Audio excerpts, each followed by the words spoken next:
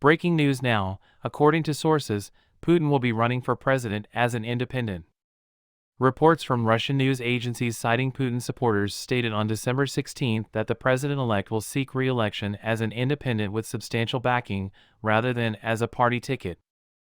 Approximately 700 prominent Russian politicians, athletes, and cultural figures gathered in Moscow for an initiative group meeting where they unanimously supported Putin's candidacy as an independent, according to Russian news agencies. A senior official of the ruling United Russia Party, Andrei Turchak, was quoted by the RIA Novosti news agency as saying that Putin will not run as a candidate for the party, even though he has its full support, but as an independent candidate. A veteran host of Bulgarian national radio claimed on December 16 that the national station had blocked the airing of an interview with the Russian ambassador to Bulgaria that had been taped earlier. The accusation came at a time when tensions were rising between the two countries due to Russia's invasion of Ukraine and the destruction of a massive Red Army monument in Sofia. Former oligarch-turned-lawmaker Delian Peevsky allegedly objected to Ambassador Eleonora Mitrofanova's inclusion, and Petr Volgin, who has been accused of spreading disinformation and pro-Kremlin talking points on his politically incorrect program, seemed to imply a connection between the ban and Peevsky's alleged objection in a Facebook post. President Sadyr Japarov of Kyrgyzstan has justified the decision to try dozens of activists, journalists, and politicians in secret for their roles in opposing a border demarcation agreement between Kyrgyzstan and Uzbekistan. When asked about the so-called Kemperabad case, Japarov stated that an organizer involved had received money from the ambassador of an unnamed country, and that this revelation could break the Kyrgyz relationship with that state. He was speaking at the second gathering of the controversial new government body called the People's Congress, Kurultai, on December 16.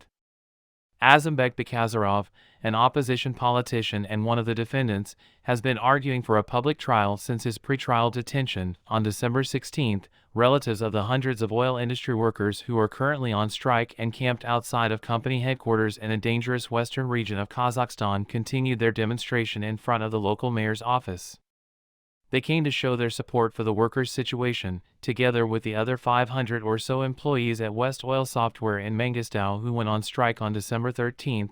They say that management has kept threatening to fire them ever since. The strike, which started on December 11, has been deemed illegal by a local court as well. Workers are seeking a number of things, including the replacement of outdated work and technical equipment and the merging of their salary payment system with that of the National Kazhnyi Gas Energy Corporation, with many of them enduring sub-zero temperatures and snowball fights. Militias and riot police, they say, are encircling and intimidating them. Authorities in Kazakhstan have long been wary of oil worker protests in Mangistau, the site of operations to extract vast quantities of oil and gas from the Central Asian nation.